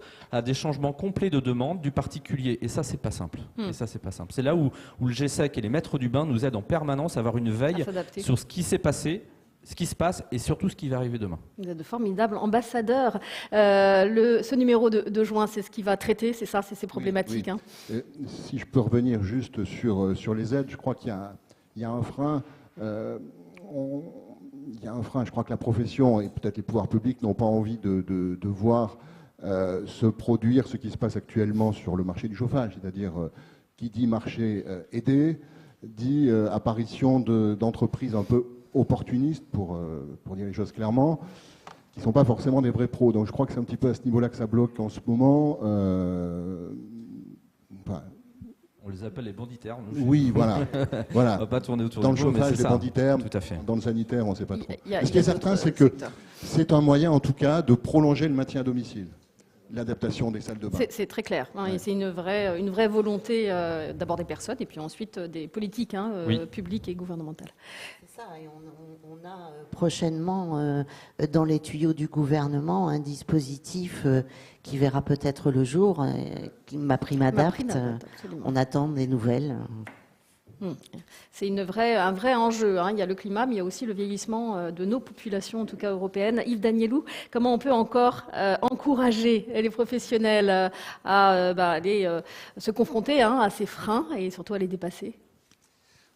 Écoutez, déjà, nous, les solutions que nous essayons d'apporter en tant qu'industriels, c'est déjà sur les produits. Et le palmarès qu'on vient de voir montre qu'il y a toujours du dynamisme, toujours de l'innovation, toujours de la nouveauté chez les industriels.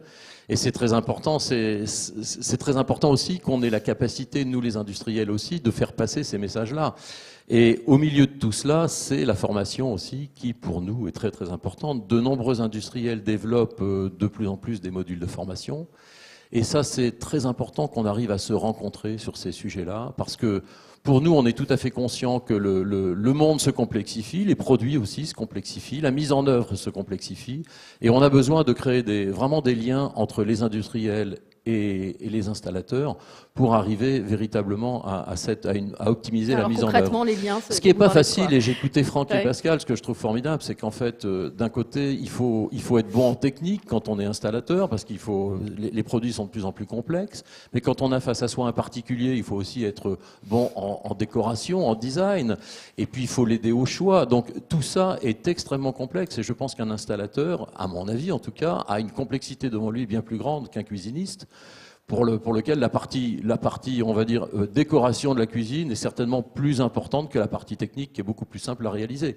Donc de ce point de vue-là, il y a des efforts à faire, mais je pense qu'au niveau des pouvoirs publics et au niveau aussi de la formation de nos installateurs en France, il faut arriver à leur donner ces 3 dimensions, c'est-à-dire la dimension technique.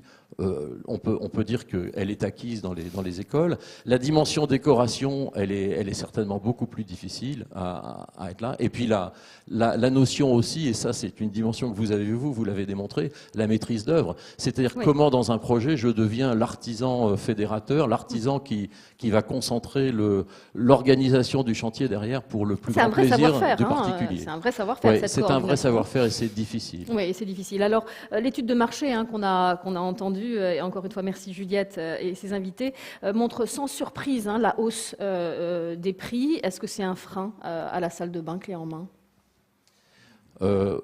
Incontestablement, oui. Enfin, on est dans une période où, d'ailleurs, je pense que dans l'ensemble des produits de consommation aujourd'hui, les gens, et on le voit, les Français sont en quelque sorte des champions. Dès que l'inflation est forte, dès que la conjoncture devient imprévisible, les Français épargnent. Et je pense qu'on a vu en 2021 beaucoup d'épargne qui ressortait de 2019 et 2020 et des années Covid. Et je pense qu'on est reparti dans ce cycle d'épargne. Enfin, c'est pas moi qui le dis, c'est quand on regarde les chiffres, ils sont là. Donc, effectivement, là, en ce moment, on est plutôt dans le pain noir. Les Français épargnent. Ça ne veut pas dire, et je le disais en introduction tout à l'heure, ça ne veut pas dire qu'ils abandonnent leurs idées, leurs projets. Ils ont envie de salle de bain, mais pour l'instant, on va attendre que la conjoncture, qu'on y voit plus clair avant d'investir et d'entamer des travaux. Oui, c'est ce que vous ressentez ? Vous pensez que cette année 2023, vous aurez moins de projets de salles de bain clés en main ? Alors, on ne sait pas qu'on le ressent, c'est qu'on le voit. Moi, je vois les paniers moyens clients et paniers moyens factures qui commencent déjà à baisser depuis le début de l'année. On garde un beau volume d'activité. Donc ça, c'est plutôt confortable. On a toujours de la demande, mais on a aussi une activité qui a été lancée, notamment, je pense, en rénovation en neuf depuis quelques mois. Donc on récupère un petit peu ce qui a été semé. Mais l'impression que l'on a, c'est qu'actuellement, il n'y a pas une semence importante. Donc on craint pour les 6 mois suivants. Donc on est extrêmement vigilant. D'où l'intérêt aussi de se diversifier. D'où l'intérêt aussi d'avoir des structures souples, d'où l'intérêt de se digitaliser, comme je disais tout à l'heure, pour gagner du temps et avoir plus de temps pour les projets qui vont arriver. Et aussi peut-être d'où l'intérêt d'avoir parfois des partenaires industriels ou des partenaires, des distributeurs qui nous aident un petit peu plus, parce qu'on fait l'effort d'être maître d'œuvre. Qu'est-ce que vous attendez comme aide ? On fait l'effort d'être maître d'œuvre pour nos clients, on fait l'effort d'avoir des petits showrooms, on fait l'effort de digitaliser, on fait l'effort de montrer les salles de bain en 3D, on fait l'effort de les accompagner. Mais en face de nous, on a nos concurrents artisans qui parfois bénéficient des mêmes prix d'achat, qui balancent leurs clients dans les showrooms, débrouillez-vous. Enfin, donc, des fois, on se sent un peu, nous, bénistes, avec vraiment une volonté de servir le client, d'aller jusqu'à sa satisfaction pour qu'il nous laisse un super avis. Donc, on va jusqu'au bout. On ne se sent pas toujours hyper bien accompagné par certains industriels. Par contre, je vois, nous, on s'est spécialisé dans le WC lavant. Et on est station technique Géméric des WC lavants. On a un super accompagnement. Nos formations de techniciens sont prises en charge. Il y a une vraie communication. On vient nous appeler quand il y a un problème régional et on va les aider au niveau. Donc ça c'est de l'accompagnement. Et si tout le monde faisait ça, je pense qu'il y aurait plus de bénistes. S'il y avait vraiment une stratégie des distributeurs à dire ces gens-là, il faut qu'on les aide un peu plus que tous les clients, plutôt que d'arroser partout, peut-être que parfois d'arroser un peu plus sur les gens qui mettent en place des moyens d'accompagnement du particulier, je pense qu'il y aurait moins le constat d'un manque et d'une pénurie de bénistes. Vous aviez le mot de la fin, de la conclusion. Merci beaucoup à nos invités pour ces échanges et de nous avoir éclairés. On peut les applaudir. Il est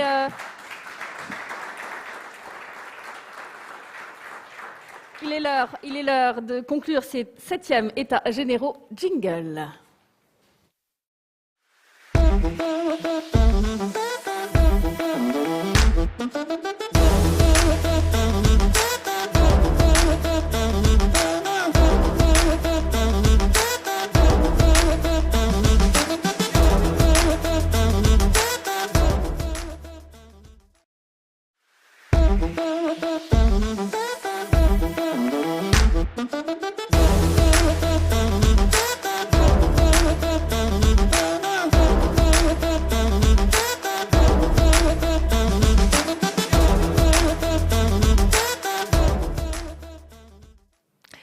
Eh bien, c'est l'heure de conclure. Yves Danielou, je vous laisse le mot de la fin.